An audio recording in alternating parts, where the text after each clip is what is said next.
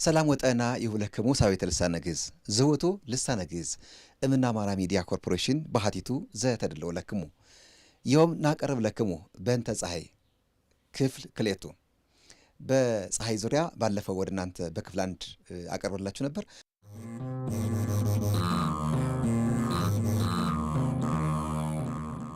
ፀሐይ ማለት ከምንነቷ ብንጅ መሪህ መሽተሪህ ዙሃር ሸምሻም ይባል እና ፀሐይ የዕለተ ረቡዕ መጋቢ ናት። 4.5 ቢሊዮን ዓመቷ ነው ይላል። ሳይንስ ቅርባ ዳሪ ነው እንደምታውቁ። ከዚያ በኋላ መር ስለማይችል ፀሐይ፣ ጨረቃ፣ ከዋክብት የብርሃን ምንጮች ናቸው ቢባሉ መገኛዎች ናቸው። ፀሐይና መስኮቶቿን እስኪ ደግ አንዱን 30 አደረግንና ከ12 ከፈልን ማለት ነው። እና የተከፈለው በተፈጥሮ ምክንያት ነው። ልክ እንደ ጠፍር አልጋ፣ እንደ ቀሽመሪ፣ እንደ ወለባ ምንድን ናቸው እነሱ? በየ7 ቀኑ ከፀሐይና ጨረቃ ይገናኛሉ። ምክንያቱም ጨረቃ ፈጣን ናት።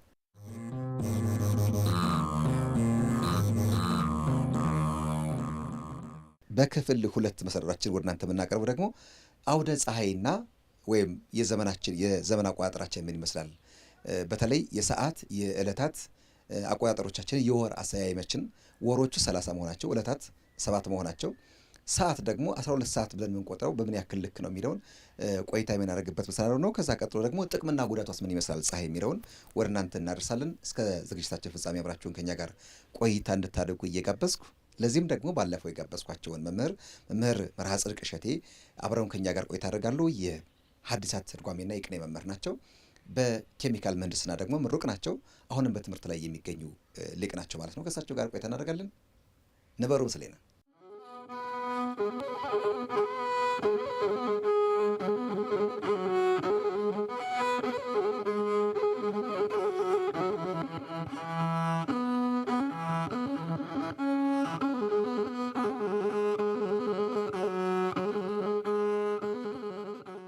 አይጋሮቿን ነግረውናል፣ መህወራን ነግረውናል፣ መሄጃ መንገዷን መመላለሻዋን ነግረውናል። ደግሞ አውደ ፀሐይና የዘመንና የሰዓት አቆጣጠራችን እንደው የዘመን አቆጣጠሩን በስፋት ላናነሳው እንችላለን፣ ግን የሰዓትና የዕለታት አቆጣጠሮቻችንን ጭምር የምትወስናት ብለዋል። ደግሞ እሱ እንዴት ነው? በጣም ጥሩ ጥያቄ ነው ያነሳ በእውነቱ። ምክንያቱም ፀሐይ ከተነሳች ዕለታት መነሳታቸው ግድ ነው፣ አዝማናት አውራህ መነሳታቸው ግድ ነው እና አውደ ፀሐይ የሚባለው ወደ ሰዓታት አቆጣጠር ከመጣት በፊት ስለ አይዋድ ትንሽ ነገር ልበል። ጥሩ። በቤተክርስቲያን 7 አይዋድ አሉ። አውድ ማለት ዙሪያ ማለት ነው፣ ሰርክል እንደ ማለት ነው እና 7 ናቸው አውዶች። የመጀመሪያው አውደ ዕለት ይባላል። አውደ ዕለት ማለት ከእሁድ እስከ እሁድ ያለው ወይም ደግሞ ከሰኞ እስከ እሁድ ያለው ነው። ሰኞ፣ ማክሰኞ፣ ረቡዕ፣ ሐሙስ፣ ዓርብ፣ ቅዳሜ፣ እሁድ እንልና ዙረን እንደገና ሰኞ ነው የምንል እንጂ ሌላ ምን። ስለዚህ ሰርክል ሞላን ማለት ነው። አይስ እንዲህ እያለ ሲሄድ ይኖራል። አሁን የሰርክል አንድ ሰው ሰርክል ላይ ቢኖር መቋሚያ የለውም። ራሱ ፈልጎ አልቆም በቀለስ ሲሄድ ነው የሚኖር፣ ዝም ብሎ ሲጓዝ ነው የሚኖረው እና ይሄንን እግዚአብሔር ነው የሚያቆመው። እንደዚህ እያሉ እየሄዱ ይኖራሉ እና የመጀመሪያው አውደ ዕለት ይባላል። ሁለተኛው አውደ ወርህ የሚባለው ነው። አውደ ወርህ 12ቱ አውራ ማለት ነው። ከመስከረም አንስተን እስከ ነሐሴ እንቆጥርና ጳጉሜን ብለን ዙረን መስከረም ነው። አሁንም ይሄ ሰርክል ሞላልን ማለት ነው። ሌላ ስም አናመጣም። አሁን የአውደ ወርህ ይባላል። በየ12ቱ እየተመላለሰ ይኖራል ማለት። እንደገና በ30 ቀናትም አውደ ወርህ በ30 ቀን 1 2 3 እንልና 30 እንደገና ዙረን አንድ እያልን እንሄዳለን። ሶስተኛው አውደ ዓመት የሚባለው ነው። አውደ ዓመት የሚባለው የ12 ወራት ስብስብ ነው። አንድ መስከረም እስከ መስከረም ቆጥርና ዙረን አንድ እያልን የምንሄደው ነው። ሶስተኛው አውደ ዓመት ነው። አውደ ዓመት ትርጉም ገብቶ ነው። ግን አውደ ዓመት እንኳን ለአውደ ዓመቱ አደረሳችሁ ምን የሚባል ይሄ እንግዲህ አውደ ዓመት እንግዲህ ከ7 ወደ አንዱ ነው። እንግዲህ እንኳን ለአውደ ዓመቱ አደረሳችሁ ማለት ዙራችሁ ከነበራችሁበት ላይ ደርሳችኋል እንደማለት ነው። እንደገና አንድ እያልን የምንቆጥርበት ነው ማለት ነው። ሰርክል ሞልተን ከተነሳንበት ላይ ዙረን ደርሰናል። ከዚያ ላይ አሁንም እንጓዛለን። ከዚያ በኋላ ስንት ዓመት ነው ማለት ስንት ሰርክል ዙረሃል እንደማለት ነው። ስንት ያክል ዓመት ዙረሃል እንደማለት ነው እና ያንን የሚገልጥ ነው። ሌላ ነገር የለውም። ሲዞር ነው የሚኖረው። ሌላ ምንም አዲስ ነገር አናመጣም። ስንዞር ነው የምንኖረው ማለት ነው። ዓለም እንዲህ ናት እና ከዚያ ሶስተኛው አውደ ዓመት ነው። አራተኛው አውደ አበቅት ይባላል። አውደ አበቅት የሚባለው 19 ዓመት ነው። 19 ዓመት ማለት ጨረቃ ለምሳሌ ዛሬ በወጣችበት መንገድ ዙራ የምትወጣው ከ19 ዓመት በኋላ ነው። ቅድም ያልኩ የሚሟሉ ነገሮች አሉ። ከከዋክብቱ አንጻር፣ ከፀሐይ አንጻር የራሷ ደግሞ መሳከው አላት፣ የራሷ ደግሞ ህጸጽ አላት፣ መላት አላት። በዚህ መንገድ ዙራ የምትወጣው ከ19 ዓመት በኋላ። እንግዲህ ይችን የዛሬዋን ዕለት የምናገኛት በትክክል በጨረቃ አቆጣጠር ብንሄድ ከ19 ዓመት በኋላ ነው ማለት ነው። ይሄ አውደ አበቅቴ ይባላል። አበቅቴ ማለት ህጸጽ እንደማለት ነው። ህጸጽ ማለት ደግሞ ጨረቃ ትመላ ትጎድል አይደል? እና የአውደ አበቅቴ ማለት ያ ነው። እና ሳይንስም ደርሶበታል። የሚገርም ነገር እንደውም አሁን ረሳሁት እንጂ በእንግሊዘኛ አለው እንትን ይሄንን በ19 ዓመት ሳይክል ምንድን ነው የሚባል በደንብ ያስቀምጡታል። ወደ ነበረችበት ፖይንት ጨረቃ የምትመለስበት ብሎ ያስቀምጣል። እና ይሄን በጣም ደንቆኛል እኔ ሳነበው ማለት ነው። አውደ ፀሐይ 5ኛው ነው። አውደ ፀሐይ የሚባለው 28 ዘመን ነው። ይሄ ደግሞ ምን መሰለህ፣ ለምሳሌ ዘንድሮ ዘመነ ማቴዎስ ነው። ዘመነ ማቴዎስ ረቡዕ ነው አይደል ብተቱ። ዙሮ እንግዲህ ዘመነ ማቴዎስ ረቡዕ የሚበት ከ28 ዓመት በኋላ ነው። ከ28 ዓመት በኋላ ነው።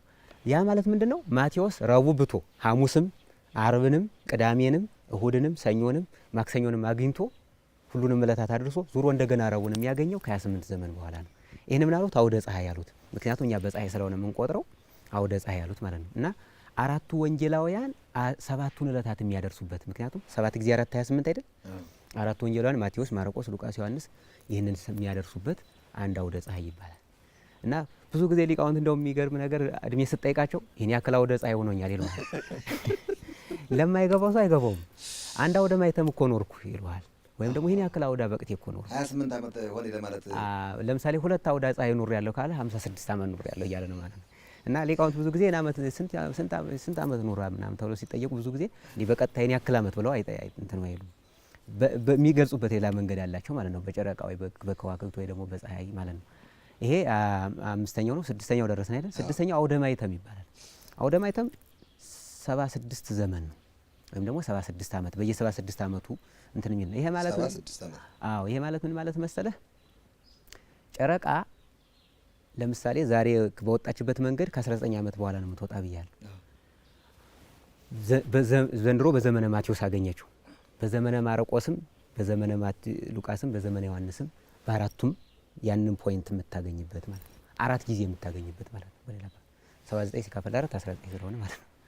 ያ ማለት ጨረቃ፣ ፀሐይ እና አውደ አበቅቴው የሚገናኙበት ነው። እና እነዚህ ናዚያ በኋላ ዘመኖቹን ይተነትኗቸዋል። ወንጌላውያን የሚያገኙበት ወንጌላውያን ጨረቃ ያችን ፖይንት የምታገኝበት ነው። ያችን ፖይንት ሀ ብንላት ያችን ሀ በማቴዎስም ከ19 ዓመት በኋላ በማርቆስም ከ19 ዓመት በኋላ በሉቃስም ከ19 ዓመት በኋላ በዮሐንስም ከ19 ዓመት በኋላ አግኝታ እንደገና ሀለ ሀመሩሃ ብንል ሀለ ሀመሩሃ መብንል ከመ እንደገና ወደ ሀ የምትመለስበት 76 ዘመን ነው ማለት ነው። እንደዚያ ማለት ነው። እና ይሄ ከዚያ በኋላ ዘመኑን ይተነትኑታል። 19 ዓመቱ ምንድን አለው እንዲህ 28 ዓመቱ ምን አለው ይሄ 76 ዓመቱ ዝም ብሎ አይደለም ያስቀመጡት ስለ ነው። እያንዳንዱ ከዚያ በኋላ ዓመታቱን ከአየር ንብረቱ አንጻር፣ ከሙቀቱ አንጻር፣ ከእጽዋቱ አንጻር በቃ እያንዳንዱን ነገር ይተነትኑታል ከዚያ በኋላ ማለት ነው። ምክንያቱም ጉዳዩ በነገራችን ላይ ይሄ ከሌላ ነገር የሚታይ ተፈጥሮ ነው። ፀሐይ ስናገኝ አይደል እንደ እኛ ሰውነታችን ፈታ የሚለው ብርድ ሲሆን ደግሞ ምን ሰውነታችን ስርስር ይላል አይደል? እና እኔ ብርድ ሲያገኘኝ ሰውነቴ የተሳሰረ ብዬ ብናገር እኮ ይሄ እኮ ተፈጥሮ ነው፣ ሌላ ነገር የለም። ፀሐይ ሲያገኝ ደግሞ ሰውነቴ ደግሞ ፈታ ቢል ደግሞ ይሄ ደግሞ ተፈጥሮ ነው። ይህንን ይገልጹታል በደንብ ነው። ይሄ 76 ዘመን ነው። ከዚያ የመጨረሻው 532 አውደ ቀመር የሚባለው ነው። 532 ዘመን ነው የሚፈጀው። ይሄ 532 ዘመን እንግዲህ በጣም አሁን እኛ እስካሁን ድረስ ወደ 13 የሚሆን አውደ ቀመር ያሳልፈናል። ያ ማለት በአጽዋማት በበዓላት ይጠቅሱታል። በአጽዋማት በበዓላት አሁን ለምሳሌ ዘንድሮ አብይ ጾም ምንበል ሰኞ የካቲት 17 ነው የገባ አይደል? ከዚህ በኋላ ሰኞ የካቲት 17ን የሚያገኘው ከ532 ዓመት በኋላ ነው ማለት ነው። አንደርስበትም ማለት ነው። እኛ አንኖርበትም። እስቲ እንዴት ነው የሚገናኙ? በቃ አሁን ሁሉን ነገር ይሄ አውደ አበቅቴውም ጨርሶ አውደ አበቅቴውም ጨርሶ አውደ ማይተሙም ጨርሶ እያንዳንዱ ነገር ተጨርሶ ዙረን ወደ ነበርንበት ቦታ ለምሳሌ አንድ ሰው የ532 ዘመን ቀመር ቀምሮ ቢያስቀምጥ ይላል። ከዚያ በኋላ ዘመን መቀመር አይጠበቅበትም። ምክንያቱም 533 ሲል እንደገና ወደ ነበረበት ነው የሚመለስ። ሌላ መቀመር አይጠበቅበትም። ዘመኑ ለምሳሌ ዘንድሮ ዘመነ ማቴዎስ ረቡዕ ከርሞ ማርቆስ እንዲያያልኩ 532ቱን ዘመን እቀምራለሁ። ከዚያ 533ኛውን መቀመር አይጠበቅብኝም። ከፀሐይ አንጻር፣ ከጨረቃ አንጻር፣ ከከዋክብት አንጻር ማለት ነው።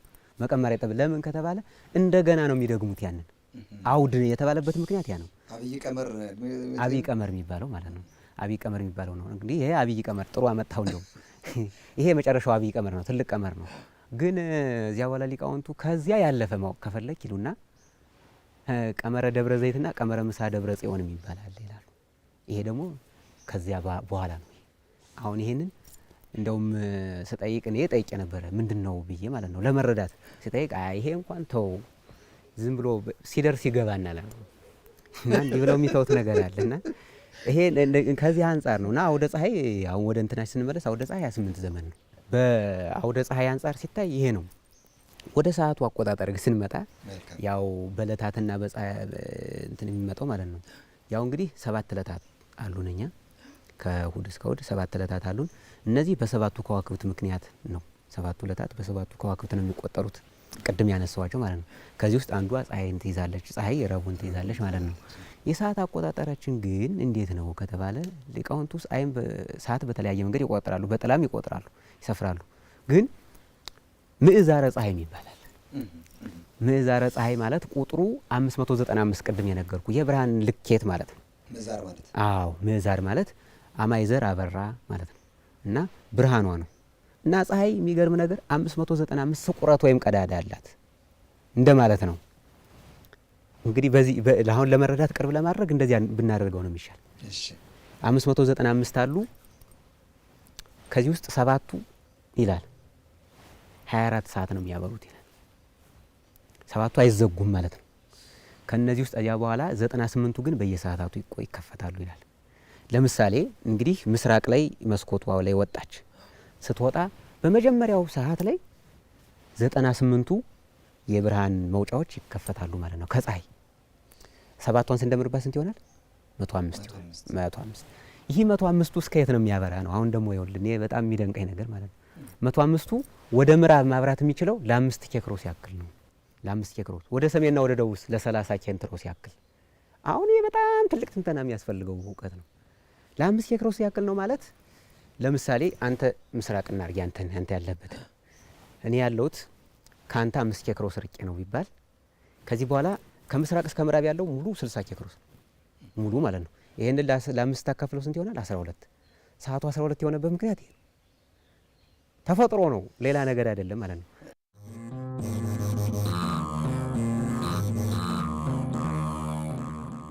ትንሽ ኤፎፌክሱ በዛብኝ እንደበደንብ እንደገና እንትን ልበልልህ። በቃ የፀሐይ ስቁረታት ወይም ደግሞ የብርሃን መውጫዎቹ 595 ከምስራቅ እስከ ምዕራብ ያለው በኬክሮስ ሲለካ 60 ኬክሮስ ነው። አዎ 60 ኬክሮስ ማለት እንግዲህ ኬክሮስ የሚሰመረው በሊቃውንቱ ከሰሜን ወደ ደቡብ ነው። እያሰመርክ ለምሳሌ አንተ ምስራቅ አይደለ? እንዲህ እያሰመርኩ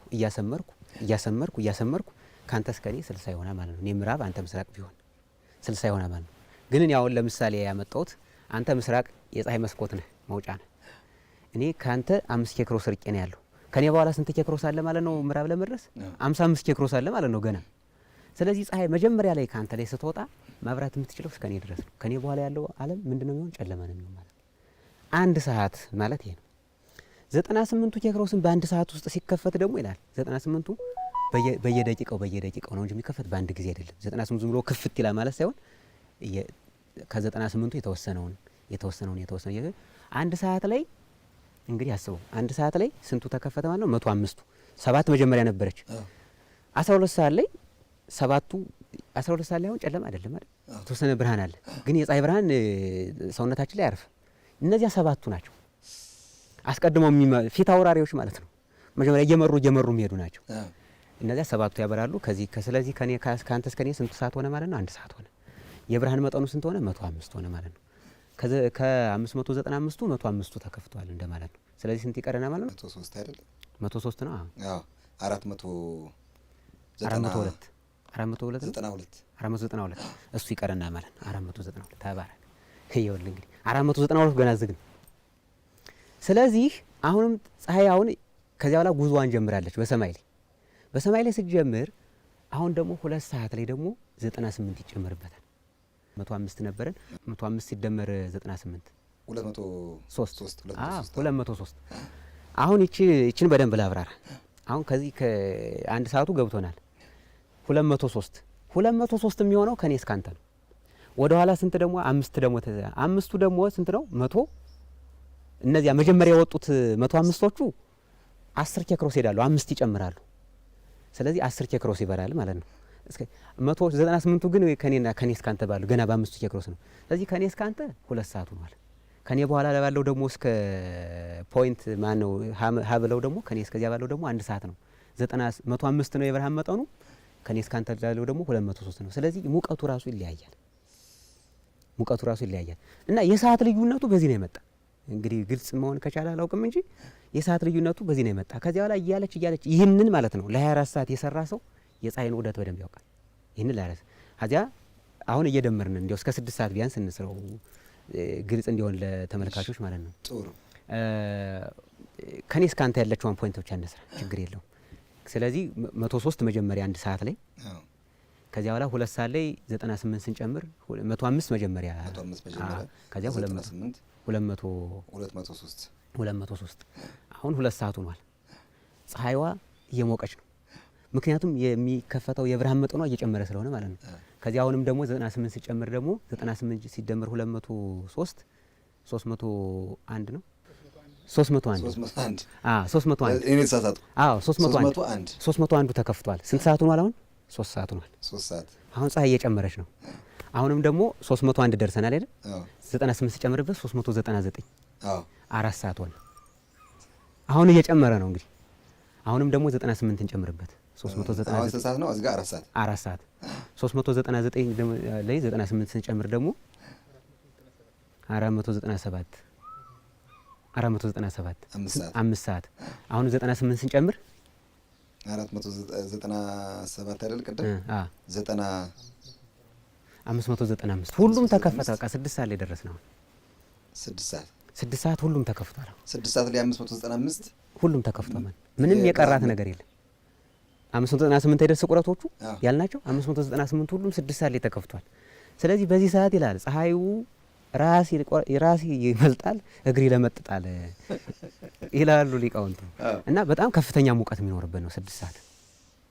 ስለዚህ አሁን ይችን ግን ለ5ቷ ኬክሮስ ብቻ ነው የሰራን። አሁን መሰራት ያለበት ግን ይሄ ኬክሮሱም እየሄደ አሁን ከኔ አንተ 3 ካንተ ባለው በ5ቱ ኬክሮስ 6 ሰዓት ሆኗል። ሌላው ግን 7 ሰዓት እንትን ገና 5 ሰዓት ይሆናል፣ ገና 4 ሰዓት ይሆናል፣ ገና 3 ሰዓት ይሆናል፣ ገና 2 ሰዓት ይሆናል፣ ገና 1 ሰዓት ይሆናል፣ ገና ሌሊትም ይሆናል። የሌሊቱን ሰዓት ሁሉ ሌላው ዓለም ላይ በኬክሮሱ ነው የሚለዩት ከ60 ሰዓት። ስለዚህ 6 ሰዓት እንግዲህ 598ቱ ምን አለ ማለት ነው ተከፈተ። 7 ሰዓት ላይ 98ቷ ትገባለች። 8 ሰዓት ላይ 98ቷ ትገባለች። አሁን ስንት ይቀራል? 497 ይቀረናል። 8 ሰዓት ላይ 399 ይቀረናል። 9 ሰዓት ላይ 301 ይቀረናል። ወደ ኋላ እየተመለሰ 12 ሰዓት ላይ ሁሉም ይገባና 7ቷ ብቻ ትቀራለች። ስለዚህ አንድ ዕለት 12 ሰዓት የሆነበት ምክንያት ይሄ፣ ሌላ ምንም የሰዓት አሰፋፈራችን በዚህ የሆነበት ምክንያት ይሄ 12 የሆነበት ምክንያት ግን ይሄን ግን አሁን ዝም ብሎ 12 ሰዓት አንድ ዕለት 12 ሰዓት ነው ማለት ብቻ ሳይሆን ቅድም የነገርኩ የመስኮቶቿ የምትሄድበት መንገድ አለና ለምሳሌ ዛሬ መጋቢት 12 ነው ብንል መጋቢት 12 ስንት ሰዓት ነው? ምክንያቱም ዕለቱ 12 ሰዓት ነው እውነት ወይስ ደግሞ ይቀንሳል ወይስ ይጨምራል? እንቅጩ ይታወቃል። ይህንን ስፍረ ሰዓት የሚባል ትምህርት አለ። በስፍረ ሰዓት ነው ሊታወቅ የሚችለው እና ለምሳሌ በታሳስ ሌሊቱ 15 ሰዓት ነው፣ መዓልቱ 9 ሰዓት ነው ይባላል አይደል? እንዴት ብሎ ነው ሌሊቱ እንዴ 12 ሰዓት አይደል እንዴ ከሌሊቱ 12 ሰዓት አይደል እንዴ የምንል ሊል ይችላል ሰው። ይህንን ስፍረ ሰዓት አለማወቅ አንጻር ነው። ምክንያቱም የኛ የስፍረ ሰዓታችን የተሰራው በፈረንጆች ነው፣ በፈረንጆች አሰራር ነው የተሰራው። ግን በእኛ በደንብ በትክክል ቢሰራ ሰዓቶቻችን በደንብ የእያንዳንዱን ወር እንዲሰሩ አድርጎ መስራት ይቻላል ሰዓታችን ማለት ነው። እንደዚያ ከሆነ መስከረም ላይ ለምሳሌ መስከረም 16 ላይ ስንት ሰዓት ነው መዓልቱ፣ ሌሊቱ ስንት ሰዓት ነው የሚለውን ይታወቃል። በሴኮንድ እየከፋፈሉ 7 መከፋፈያ ያለ አይደል? ካሊት፣ ሳልሲት፣ ራቢት፣ ሀምሲት፣ ሳድሲት እስከ ሳድሲት ድረስ ሄደው ይከፍላሉ። እየከፋፈሉ እንቀጯን ሰዓቷን ሰፍረው ያስቀምጣሉ። እና ይሄ ሰዓተ ቀሌምንጦስ የሚባል አለ፣ ስፍረ ሰዓት የሚባል ትምህርት አለ። በዚያ ነው የሚያመጡት። ሰዓተ ቀሌምንጦስ የሚባል አለ፣ የ24ቱ ሰዓት የሚሰራ ማለት ነው። እና ይሄ አሁን ድንቅ መቼም እኛ ስንሰማ መቼም ገና ብዙ ስላልሰማን እንዲያው በጣም እውነት እንዲያው አሁን ተመልካቹ ምን ያክል ግልጽ ሆኖለታል። ለማለት ትቸገራለሁ። አይ ግልጽ አይሆንም፣ ምክንያቱም ከበድ ይላል።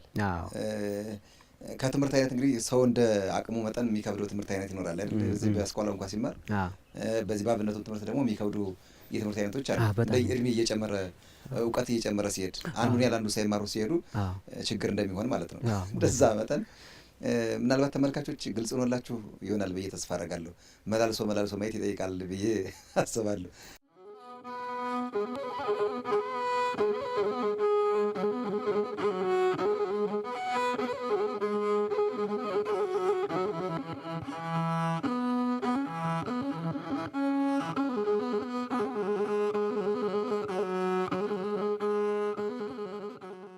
የተወዳችሁ ተመልካቾቻችን ቆይታችሁን ከኛ ጋር እያደረጋችሁ ስላላችሁ እጅግ አድርገን የምናመሰግነው። ክፍል 2 የፀሐይና ተፈጥሮዋን የምንመለከትበት ጉዳይ ነው እየተነጋገርን የምንገኘው። ቆየት ብላችሁ ከኛ ጋር የተወዳጃችሁን ካላችሁ ፀሐይና ተፈጥሮዋን ክፍል 2 ነው ወደ እናንተ ይድረስ የሚገኘው።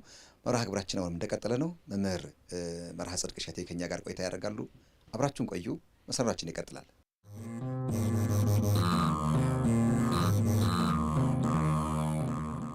በማል እዚህ ላይ እኔም ሳይገቡኝ ያለፉ ምናልባት እንግዲህ እንደኔም ተመልካቾች ካልገባቸው ለመጠየቅ ያክል ኬክሮስና ኬንትሮስ ምንድን ናቸው?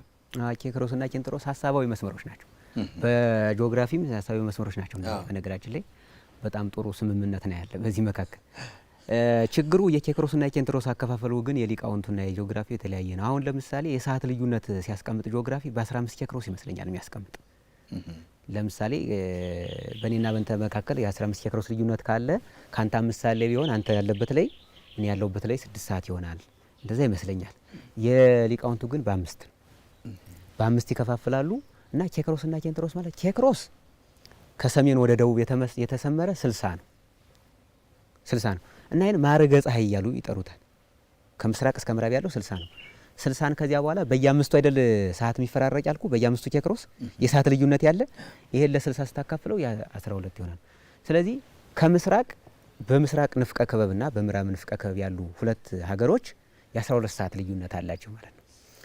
ምስራቅ ላይ 7 ሰዓት ሲሆን የዚያኛው 12 ሰዓት ደምርበት። እዚህ ላይ 12 ሰዓት ስንደምርበት 12 እና 7 ስንት ነው የሚሆነው? 19 በዚያ ፈስ 7 ሰዓት ይሆናል። በዚያኛው 7 ሰዓት ከምስራቅ ላይ ከሌሊቱ 7 ሰዓት ሲሆን ምዕራብ ንፍቀ ክበብ ላይ ከሌሊቱ ከቀኑ 7 ሰዓት ነው ገና ማለት ነው። ምስራቅ ንፍቀ ክበብ ከጧቱ 12 ሰዓት ሲሆን ምዕራብ ላይ ከሌሊቱ 12 ሰዓት እንደ ማለት ነው። እንደዚያ ሆኖ ነው የሚመጣው ስፍረ ሰዓቱ ማለት ነው። እና ይሄ በኬክሮስ የሚያስረዱ ነው። ኬንትሮስ ደግሞ ከምስራቅ እስከ ምዕራብ የተሰመረ ነው። አግዳሚ መስመር እንደማለት ነው። ይህንን ኬክሮስን ቋሚ መስመር ብለን እንያዘው። ኬንትሮስ ደግሞ ከምስራቅ እስከ ምዕራብ የተሰመረ ነው እና 5ቱ ኬክሮስ ስንት ኬንትሮስ ይሸፍናል መሰለ? 30 ሲካፈል 6። ስለዚህ አንድ ኬክሮስ 6 ኬንትሮስ ነው ይላሉ ማለት ነው። ይሄ ደግሞ 360 ይሆናል። ምክንያቱም 6 ጊዜ አንዷ 6 አይደለች? አንዷ ኬክሮስ 6 ኬንትሮስ አይደልናት? 60 ኬክሮስ። ስለዚህ በ6 እና በ3 እንዲሆነ 60 ጊዜ 6 360 አንድ ሰርክል ሞላ ዓለምን። ስለዚህ እንዲህ አድርገው ከፋፈሏት። ዓለም ክብ ናት ነው። አሁን በሊቃውንቱ ዓለም ክብ ናት። ሳይንሱም እንደዚያ መሰለኝ የሚመስል ከጠፍጣፋነት ወደ ክብነት መጣ። ወደ ክብነት መጣ ይሻላቸዋል። ምክንያቱም ስላሴን አይተው እንደሆነ የስላሴ ስዕል ላይ ዓለምን ይዘው ነው አይደል? ክብ ናት አይታት እንደሆነ እንደ ጽዋ አድርገው ክብ ነው የያዙት። ዓለም ክብ ናት የሚለውን ይሄ እንግዲህ ከድሮ ነው የተሳለ ስዕል። ዓለም ክብ ናት የሚለው ድሮ ደርሰውበት ነበር ማለት ነው። እና 360 የሚለው የአንድ ሰርክል ራሱ እንትኑ ዙሪያው 360 ዲግሪ የሆነበት ምክንያት ከዚህ ከኬክሮስ ከኬንትሮስ የመጣ ነው። በዚህ ሲገለጽ ያው እንግዲህ ባጭሩ ሲገልጸው ኬክሮስ ከሰሜን እስከ ደቡብ የተሰመረ ወደ ምስራቅ እየከፈለ የሚሄድ ነው። ኬንትሮስ ደግሞ ከምስራቅ ወደ ምዕራብ የተከፈለ ወደ ሰሜንና ወደ ደቡብ የሚከፍል ማለት ነው። ይህ ቅድም ካሉኝ ከመዋረ ፀሐይና ከመዛራ ፀሐይ ከአውታረ ፀሐይና ከመዋረ ፀሐይ ጋር ይገናኛል። አሁን እሱ እኮ ነው አውታረ ፀሐይ እኮ ማለት እኮ ነው። ይሄ ኬክሮስ ኬንትሮስ ማለት እኮ አውታረ ፀሐይ ማለት ነው። እና እንደዚህና እንደዚህ አይደል አሰማመሩ እንደዚያ ማለት ነው። ግን በሰዓት ሲከፍሉ አሁን ያኛው 9900 ነው ያመጡት መጓዣዋን በደንብ ለመግለጽ ማለት ነው። ግን ከሰዓት አንጻር ሲታይ ግን 60 ብቻ ያደረጉት ማለት ነው። ወደ ሰሜን 60 ያኛው ከሰሜን እስከ ደቡብ የሚሰመረውን ደግሞ 360 ያደረጉት ማለት ነው። እንደዛ አድርገው ነው የገለጹት። ፀሐይ ይህን ያክል ምስጢራዊት ሀገር ናት። አዎ በጣም ምስጢራዊ። መጠኗን ይገልጣታል። ግን ምን ያክል መጠን ነው እንደው ይሄ ኪሎግራሟ ምን የሚታወቅ ነገር አለው? እንግዲህ ኪሎግራም የሚባል ነገር በዚህ በእኛ ብዙ የታወቀ አይደለም። በምንድን ነው የሚሰፈረው? የሚሰፈረው በማወዳደር ነው። እሺ። እና ፀሐይ ከመሬት አንጻር አሁን እንግዲህ እኔ ሊቃውንቱ ደስ የሚሉኝ ነገር ከሚያውቁት ተነስተው የማያውቁትን ያስረዳሉ። ከምናውቀው ነው የሚነሱ ሲያስረዱ።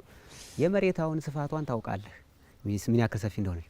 ፀሐይ 300 ሺህ ጊዜ ትበልጣለች ይላል። 300 ሺህ መሬት አንድ ፀሐይ ነው። ያ ማለት ፀሐይ በጣም ትልቅ ናት። ይህን አሁን እንግዲህ እንደውም በምን ነው የሚገልጹት? በሜዳ ፀሐይ 300 ሺህ ሜዳ ናት። ያ ማለት አንድ ሜዳ ማለት አንድ ፀሐይ አንድ መሬት ማለት ነው። አንድ መሬት ስለዚህ 300 ሺህ ሜዳ ነው ብለው ይገልጿታል ማለት ነው። ይሄ አለ ተቀምጧል። ትልቅነቱ በጣም ትልቅ ናት። ስለዚህ ከፀሐይ አንጻር መሬትን ስናያት ፖይንት ነጥብ ናት ማለት ነው። ነጥብ ሆና ነው የምትገኘው ማለት ነው። እና በዚህ ልክ እንደዚህ አድርገው ነው የሚገልጹት እንጂ በኪሎግራም በምን የሚለው ብዙ በሊቃውንቱ የተለመደ አይደለም። ስለዚህ ቅድም ያሉት ይሄ የብርሃን ምዛረ እንትኗ ብርሃኗ ተለክቶ በኬንትሮስ እና እየተለካ በኬክሮስ ሲሄድ ነው ማለት ነው። ለመሬት እያንዳንዱ ቦታ ለምሳሌ የተለያዩ ቦታዎች ላይ የእሳት አቆጣጠራችን ጭምር የሚለያየው አንዱ ጋር ጨለማ ሲሆን አንዱ ጋር ብርሃን የሚሆነው በምትልከው የብርሃን ልዩነት ነው እንጂ መሬትን በሙሉ ብርሃን አድርጋ ማስቀመጥ ትችል ነበር ማለት ነው። እንዴ ፀሐይ እኮ ለመሬት ብቻም አይደለም እኮ የምታበረው ለሌሎች ዓለማትም ታበራለች እኮ። ስለዚህ እንደዚያ ስለሆነ በጣም ትልቅ ናት። ስለዚህ ቅድም አንተ እንዳልከው እየተመጠነ ለመሬት የሚደርሰው ግን እየተመጠነ ነው የሚደርሳት ነው። ስለዚህ ከዚህ አንጻር ነው የሚያዩት ሊቃውንቱ። በጣም ግሩም በጣም ግሩም ሁኔታ። እስኪ ጥቅሟን ደግሞ እንይ። ምንድነው ጥቅሟ ፀሐይ? ፀሐይ እንግዲህ አሁን የፀሐይን ጥቅም ማስረዳቱ ነገር ለቀባሪ ማርዳት ነው የሚሆነው ብዬ ነው የማስበው። ያለ ፀሐይ ኑሮ አይታሰብም እኮ ሲጀመር። በደንብ ሊቃውንቱም በደንብ ይህንን ይገልጻሉ። ሳይንስም በደንብ ይገልጻል። ይሄ በሳይንስ እንግዲህ ፀሐይ የሁሉ ነገር ምንጭ ናት። ሶርስ ኦፍ ፓወር ናት። የኃይል ምንጭ ናት። የምግብ ምንጭ ናት አይደል? የብርሃንም ምንጭ ናት። የኃይል ምንጭ ናት ማለት እያንዳንዱ ነገር ኃይል የሚያገኘው ከፀሐይ በሚያገኘው። አሁን ፀሐይ ሙቀት አላት። ሙቀቷ ኃይል ነው። ሙቀት ማለት ኃይል እኮ ነው ሙቀት። ስለዚህ የሆነ ነገር ሙቀት እየበዛበት ሲሄድ ወይ ይፈነዳል ወይ ደግሞ ይኮማተራል። ይሄ እኮ ኃይል ስለሆነ ነው አይደል? እና ስለዚህ የዚህ ምንጭ ናት። በሁለተኛ የምግብ ምንጭ ናት ማለት እንግዲህ ሳይንስ ፎቶሲንተሲስ የሚካሄደው ወይም ደግሞ ግሉኮስ C6H6 ምናምን H12 ምናምን O12 ነው ምናምን የሚባለው የሚመረተው ፎቶሲንተሲስ ፀሐይ ሙቀት ሲኖር ነው። በዚያ ምክንያት ነው የሚፈጠረው። ግን ያው ሳይንስ ይህን ያክል ሄዷል። ግን ሊቃውንቱ የሚያስቀምጡት ምግበ ነፍስ ምግበ ስጋ ናት ይሏታል። በዕለተ ረቡዕ ይላል ለይኩኑ ብርሃናት ውስተ ጠፈረ ሰማይ ባለ ጊዜ ምግበ ነፍስ ምግበ ስጋ የሆኑ ፀሐይ፣ ጨረቃ፣ ከዋክብት ተፈጠሩ ይላል። እንደው ምግበ ስጋ የሚለው ሳይንስም ደርሶበታል። ምግበ ነፍስ የሚለው ምንድን ነው የሚለው ነው በጣም የሚገርመው ነገር። እና አንዱ ጥቅሟ ይሄ ነው። ምግበ ነፍስ ምግበ ስጋ የሚለው ምግበ ስጋ የሚለው እያንዳንዱ ነገር የሚያድገው በፀሐይ ነው። እጽዋት የሚያድጉት በፀሐይ ነው። ራሱ ለአብህርት ራሱ ከነፋስ በተጨማሪ ህይወት እንዲኖራቸው ብርሃን ያስፈልጋቸዋል። እያንዳንዱ ነገር በብርሃን ነው። በሁለተኛ ደረጃ እንድንጓዝ እንድንንቀሳቀስ እኛ ብርሃን ያስፈልገናል። ሰው እንዲያይ ብርሃን ያስፈልገዋል። አካል ያስፈልገዋል። አይን ያስፈልገዋል። እነዚህ በአንድ ላይ እንትን ማለት አለባቸው እና ይህን ነው ምግብነቷ ከዚህ አንጻር ይታያል። በማሳደጓ እኛ ደግሞ ኦክሲጅን እናስወጣለን፣ እሷ ካርቦን ዳይኦክሳይዱን ደግሞ ወደ ምግብነት የምትቀይርን። ምግበ ነፍስ የሚለው ግን ከአስተማሪነቱ አንጻር ፀሐይ ታስተምራለች። ጠዋት ትወጣለች። ስትወጣ ደስ ትላለች። ከዚያ ምን እያለች ትሄዳለች? እያቃጠለች ትሄዳለች። ከዚያ በኋላ ምን እያለች ትሄዳለች? እየበረደች ትሄድና መጨረሻ ላይ ምን ትሆናለች? ትጠፋለች። ይህ ማለት ሰው ነው። ወከመ ጸላሎት እንደ ጥላ ያልፋል አይደል? ስለዚህ ጠዋት የሰው ልጅም ሲወለድ ህፃን ልጅ ሲያዩት ደስ ይላል አይደል? ጨረቃም ጠዋትም ፀሐይ አረ ፀሐይ ልሙቅ ይላል ሰው። ፀሐይ መሞቅ ትዝ የሚለው በምን ሰዓት ነው ካልከኝ ጠዋት ነው። ደስ ትላለች ፀሐይዋ። እንደው በብርሃኗ ስትዳስስ የሰው ልጅ ደስ ይለዋል። በዚህ ሰዓት እንደውም ህፃናትን ፀሐይ ማሞቅ ራሱ በሳይንሱ ይመከራል አይደል? ቪታሚን ዲ ሪኬት እንዳይዛቸው እንደዛ ይመከራል። ስለዚህ በዚያ ሰዓት ፀሐይዋን ብታያትም ደስ ይላል። አይንም አትዋጋም በጠዋት ያን ያክል አትዋጋም። ከዚያ በኋላ ምን እያለ ይላል እየተባለ ሰዓት እየሆነች የሰው ልጅም እንዲህ እየጎለመሰ እየጎለመሰ ይሄዳል። ከዚያ በኋላ ዋናው ጉልምስና 6 ሰዓት ላይ ይደርሳል። 6 ሰዓት ማለት ያው የጉልምስና እድሜው ደግሞ ወርሃ ጉልምስና እንደማለት ነው። ከዚያ መቀነስ መረጋጋት ማስተዋል ይጀምራል። ዝም ማለት ይጀምራል። ፈዘዝ ማለት ይጀምራል። ከ7 ሰዓት ጀምሮ እያለች 12 ሰዓት ላይ ምን ትላለች? ልክ እንደዚሁ የሰው ልጅም እንደዚሁ ነው። ከዚያ በኋላ በነገው ደግሞ ምን ትላለች? ትወጣለች። የሰው ልጅም ደግሞ ይነሳል፣ ዳግመኛ ይነሳል። በአዲስ ደስ የሚል ሆኖ ውበት ያለው ሆኖ ይነሳል። ስለዚህ ዑደተ ፀሐይ ማለት ዑደተ ሕይወተ ሰብ እንደማለት ነው። የሰው ልጅ የህይወት ዑደቱ ማለት ነው። ስለዚህ ምግበ ነፍስ ናት። በዚህ ምግበ ነፍስ ናት። ሌላው ምግበ ነፍስነቷ ደግሞ እንግዲህ ያለ ፀሐይ ህይወት አይታሰብም እያሉ ማንኛውም ነገር አሁን ፀሐይ ባትኖር አንደኛ ከምትሰጠው ጥቅም አንጻር ከብርሃኗ ከሙቀቷ ከዚህ አንጻር፣ ሁለተኛ ግን የፀሐይ መኖር በራሱ ዓለም ጸንቶ እንዲኖር ይሄ ዓለም የሚኖረው በመሳሳብ ነው። እግዚአብሔር እንዲያጸን ነው ነገራችን ላይ በመሳሳብ ነው። ፀሐይና ጨረቃ፣ መሬት፣ ከዋክብት እንዲህ ተወጣጥረው ነው ያለው እየተሳሳቡ ማለት ነው። መሳሳብ በመካከላቸው ባለው መሳሳብ ምክንያት ጸንቶ ይኖራል። እግዚአብሔር ይህን ዓለም ማሳለፍ ከፈለገ ይህን ኃይል እንዳይኖር ማድረግ ካለመኖር ከመኖር ወደ አለመኖሩ ያልፋል ማለት በአንድ ደቂቃ። ጻሚሃ ፀሐይኒ ይጸልም ወርህን ደመ ይከውን ተብሎ ተጽፎ አይደል? ፀሐይ ያኔ ይጨልማል፣ ወርህም ከዋክብትም ይጠፋሉ ተብሎ የተጻፈው ማለት ነው። እና በዚህ ምክንያት ዓለም ራሱ መሬት ራሱ ባለችበት ጸንታ ውቅያኖሱ ባለበት ጸንቶ እንዲኖር ያደረገው የፀሐይና የመሬት ስበት መሳሳብ ከዚያ ከጨረቃ ጋር ያለው አጸግብሮት ነው። ከዚያ ውጭ በዚህ ምክንያት ምንድን ነው ፍጥረታት ጸንተው ይኖራሉ። ስለዚህ ከፍጥረታት እኛ ደግሞ እንማራለን። ምንማረው ብዙ ነገር አለ። ልክ የፀሐይን ቅድም በተነተኑ መልክ እያንዳንዱ ፍጡር ብንተነትነው አስተማሪ ነው፣ መምህር ነው። ዝም ብሎ የሚያስተምር ሳይናገር የሚያስተምር መምህር ነው ማለት ነው። ስለዚህ ፀሐይ መምህርት ናት። እንደገና ደግሞ የመምህራን ምንጭም ናት። ማለትም የፍጥረታት ሁሉ መጽኛ ስለሆነች ማለት ነው። አንድ ይሄ ነው። በሁለተኛ ደረጃ ፀሐይ ያው ማሳደግ የሚለውን እንገልጸዋለን። የብርሃን ምንጭ ናት፣ የሙቀት ምንጭ ናት። እንግዲህ አሁን ዛሬ እንዲያውም ፀሐይ በሌሊትም አገልግሎት እየሰጠች ነው አይደል? ሶላር ተሰብስቦ የፀሐይ ብርሃን ተሰብስቦ በዚያ በኋላ ማታ ላይ ብርሃን እየሰጠ ነው። ያ ማለት የሰው ልጅ ምን ያክል ብርሃንን መሰብሰብ ይቻላል፣ ብርሃንም አካል አለው የሚለውንም በዚህ ማወቅ ይቻላል። ብርሃን አካል መቼም አካል የሌለው ነገር አይሰበስብ አይደል? ስለዚህ ብርሃን አካል አለው ማለት ነው ለካስ የሚል እንደውም እኔ ጉባኤ ቤት በነበርኩበት ጊዜ ብርሃን አካል አለው የለውም የሚል ክርክር ነበር እና መምህራችን ያስረዱበት መንገድ ይሄ ነበር። እንዲህ አካል ስላለው አይደል እንዴ ሳይንቲስቶች ሰብስበው ማታ እንደገና የሚለቁት ተይዞ የሚለቀቅ አካል የሌለው ነገር እስኪ ይዘለቀቅ ብለው በአንድ ጊዜ ያው መለሱልን ማለት ነውና አካልም ሶስት የአካል ክፍሎች እንዳሉት ነው የሚነገረው የፀሐይ የብርሃኗ የሙቀቷና የክበቧ ማለት ነው። ሙቀትም አካል አለው ብርሃንም አካል አለው። ያው ክበቡማ መቼም አካል ነው እና ስለዚህ ይህንን ስለዚህ በማታም አገልግሎት መስጠት ጀምራለች። ያንዳንዱ ነገር የብርሃን የሙቀት ምንጭ ናት፣ የማደግ ምንጭ ናት፣ የትምህርት ምንጭ ናት ነው እና ፀሐይ ጥቅሟ በዚህ ልክ ሊታይ ይችላል፣ ሊተረጎም ይችላል ማለት ነው። ጥቅሙን ካነሳን ፀሐይ ጉዳት አላት እንዴ? በጣም እንጂ ፀሐይ ትጎዳለች። በነገራችን ላይ እንዴት መሰለ የፀሐይ ብርሃኗ መመጠን ካልቻለ አሁን ዓለም እኮ በፀሐይ እየተጎዳ ነው። የኦዞን መሳሳት የሚል ሳይንስ አመጥቷል እኮ። ያ ማለት እንግዲህ እኛ በአግባቡ መጠቀም ስላልቻል ተፈጥሮን ከተፈጥሮ እየራቀን ስለን ሁሉን ነገር ራሳችን ሰርተን ፕሮሰስ አድርገን የሚል ነገር ምን አደረገ? እህሉን በማዳበሪያ ውሃውን በማጣሪያ በምናምን እየተባለ ከተፈጥሮ እየራቀን ሄድን። እኛ ከተፈጥሮ ስንርቅ ተፈጥሮ ደግሞ ከኛ ራቀች። እኛ ደግሞ የተፈጠርነው በተፈጥሮ ልክ እንድንኖር ነው። ተሰፍተን ከሰኞ እስከ ሐሙስ ድረስ ከእሁድ እስከ ሐሙስ ድረስ የተፈጠረው ለእኛ ነው። እዚህ አርብ መጨረሻ እኛ ተፈጠርን አይደል? ይሄ የሆነበት ምክንያት ለእኛ የሚያስፈልገንን ነገር ተፈጥሮልናል። ያንን ከዚያ በኋላ ወይ እየቀነስን እየመጠን መብላን ነው እንጂ እኛ ግን ከዚያ እየራቅን ሄድን። ስንርቅ በፀሐይ ተፈጥሮ ውስጥ ወይም ደግሞ በዚህ በአውታሯ ባይጋራ ውስጥ ምን ተፈጠረ ማለት ነው?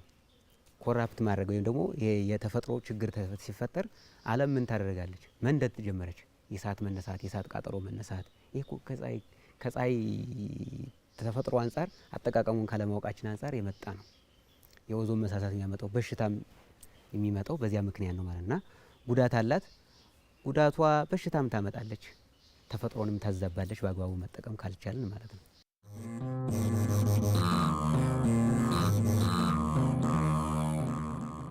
ግሩም ነው። እኔ የእውነት የኔታ የመጨረሻ አንድ ነገር እንዲሉ እንፈለኩኝ። ምንድነው የመጨረሻ ያልኩት ቅድም መጨረሻ ብዬ ይሄን ትምህርት እንድናረገው ይሄን እውቀት እንድናረገው ወደ ምርምርም ማደግ የሚችለው ይሄ እውቀት ሲታወቅ አይደለም እውቀቱን ወደ ምድር የሚወርደው ምርምር ሲደረግበት ስለሆነ ብዬ ነው። እንዲህ አይነት ትምህርቶቹ እንግዲህ በሳይንስ ትምህርት አላገኙትም እርስዎትም ካሁን በፊትም ስለነገሩና ለምንድን ነው መጠቀም ያልቻልነው? ለምንድንስ ወደ እኛ ስርዓት ትምህርት አይገባም? እኛ ያለንን ማናውቅ በነገራችን ምስኪኖች እኮ ነን እኛ እና ያለንን አናውቅም፣ የሰው እንፈልጋለን። ችግሩ ይሄ ነው። ቢያንስ እንኳን ያለንን ብናውቅ የራሳችን ሲነገረን አሁን ይደንቃል አይደል? የፀሐይ ተፈጥሮ በጣም ይደንቃል። ይህ እኮ የራሳችን ነው፣ የተነገረን እኮ የራሳችን ነው። እንዴት ሰው የራሱ ነገር ሲነገረው ይገርመዋል? እንደዚያ መሆን የለበትም። ስለዚህ የራሳችን ነገር ማወቅ አለብን። አሁን የውጩን እንትን ማለት አይደለም። የውጩ አለ የመጣበት አለ። እስከዛሬ በዚህ መልክ ቆይተናል አይደል? አሁን እስኪ ደግሞ ወደ ራሳችን እንመለስ። በራሳችን አይን እንይ እስኪ። አሁን እኛ የምናየው በሰው አይን ነው። አይኑ እዚህ መኖር ነው እንጂ የምናየው በሰው አይን ነው። እያንዳንዱ ነገር የውጭ ነገር ነው ያለው ነገር። ስለዚህ የራሳችን ስለሌለ እኛ ይሄንን እንዴ ሰዓት እነሱ ከዚህ አቆጣጠር ወስደው አይደል እንዴ ሰዓት የሰሩ። ስለዚህ እያንዳንዱ ምንጩ የእውቀት ምንጩ ከዚህ አለ ነው። ከዚህ ስላለ የራሳችን ነገር ብናውቅ የራሳችን ነገር ካወቅን ደግሞ የራሳችን ነገር እንዴት እንጠቀም። መጀመሪያ ያለህን ነገር ስታውቅ ነው እንዴት ልጠቀም የምትለይ። ኪስ ላይ ያለህን ነገር ነው አይተህ ነው የምትገባበትን ምግብ ቤት ሆነ ምን ወይ የምታዘውን ምግብ እንትን ምትል ከኪስ አንጻር አይደል? እንደዚያ ማለት ነው። ስለዚህ ያለንን ነገር ስናውቅ በምን መንገድ እንጠቀም የሚለውን ነገር ወደ መመራመር እንገባለን ማለት ነው። ስለዚህ ሳይንሱም በሳይንስ ያሉ ሰዎችም ወደ ቤተክርስቲያን ማዘወር ብለው ይሄ በግዕዝ ስነ ጽሁፍ የተጻፉትን ነገሮች ቢዳስሱ ቢያጠኗቸው፣ መዳሰስ ብቻ ሳይሆን ቢያጠኗቸው በእውነት ለጥናት የተፈቀደ ነው። ብዙ የግዕዝ ጥናቶች ተሰርተዋል በውጭ። እዚህ እኛ ግን ብዙ ድሃ ነን። የግዕዝ ጥናቱ ላይ ብዙ ነን። የምንሰራቸው ጥናቶች ራሱ የውጭ ጥናቶች ናቸው። እኔ አሁን ኬሚካል ኢንጂነሪንግ ስመረቅ የሰራው ጥናት የውጭ ጥናት ሰራው፣ ተመረኩ። ከተመረኩ በኋላ ያጠናሁትን ጥናት ርዕሱንም ረሳሁት እንኳን እንትኑ ማለት ነው። አየው ችግሩ ይሄ ነው። ስለዚህ የውጭ ነው። በውጭ አንተ ትመረቃል፣ ያልቃል። ይሄ ከዚያ በኋላ የምድራዊ ትንሽ ምግብ የምታገኝ የምትበላበት ሊሆን ይችላል። ግን ራስን አርክቶ ለትውልድ የሚተላለፍ ነገር ለመስራት በግዕዝ የተጻፉትን በቁጥር ሊሆን ይችላል። የቁጥር መጻሕፍት ሊሆን ይችላሉ። የአንድምታ መጻሕፍት ሊሆን ይችላሉ። የአንድምታ መጻሕፍት ባለፈው አላየንም? የእውቀት ምንጭ ናቸው። እያንዳንዱ ቅኔው ራሱ የእውቀት ምንጭ ነው። ቅኔዎቹ ራሱ ቢመረመሩና ቢጠኑ በጣም ትልልቅ የእውቀት ምንጮች አሉ። ስለዚህ ወደ ራሳችን ተመልሰን ጥናታዊ ጽሁፍም ስንሰራ ምናልባት ወደዚህ ዘወር ብለን ሀገራዊ የሆነ ጥናታዊ ጽሁፍ ቢሰራ በጣም መልካም ነው። ይህንን ነው የምመክረው እኔ። የራሳችንን እንወቅ፣ የራሳችንን ካወቅ ነው ደግሞ የራሳችንን እንጠቀም የሚለውን ነው መክር። የተወደዳችሁ ተመልካቾቻችን ድንቅና ከሀገር የበለጠችው እንዲሁም የኔታ መርሐ ጽድቅ ምንለው ገለጿት የፀሐይን መጠኗን ሲናገሩ ፀሐይን አንድ ፀሐይ ማለት 300,000 መሬትን ያክል ትሆናለችንም ብለው የገለጿትና ድንቅ ተፈጥሮ ያላት በውስጧ የራሷ መስኮት መውጫ መግቢያ ያላት በፀሐይ በምስራቅ በኩል 6 በምዕራብ በኩል 6 ስትፈልግ ወደ ሰሜን፣ ስትፈልግ ወደ ደቡብ፣ ስትፈልግ ወደ ምስራቅ፣ ስትፈልግ ወደ ምዕራብ እንዳሸዋ የምትመናሸር ድንቅ ተፈጥሮ የሆነች ፀሐይን ነው ወደ እናንተ ያቀርብላችሁ። ጥቅሟ ምን ይመስላል የሚለውን ዘመን ከመቁጠር ዕለታትን ሰዓታትን ከመቁጠር ባሻገርም ጭምር ምግበ ሕይወት ምግበ ነፍስ ናት ብለውን ወደ እናንተ ያቀርብላችሁ መሰናዶ ይህን ነው የሚመስለው የክፍሎት ዝግጅታችን። በድጋሚ አብራችሁን ከኛ ጋር ቆይታ ስላደረጋችሁ እጅግ አድርገን እናመሰግናለን። የዛሬውን መሰናዶ እንዲሁ ወደ እናንተ ያቀረብኩላችሁ ጋሻው ጀንበር ነበርኩኝ። በካሜራ በኩል ደግሞ አብርሃምና እኔው አብረውን ቆይታ አድርገዋል። ሰላም ለኩልክሙ።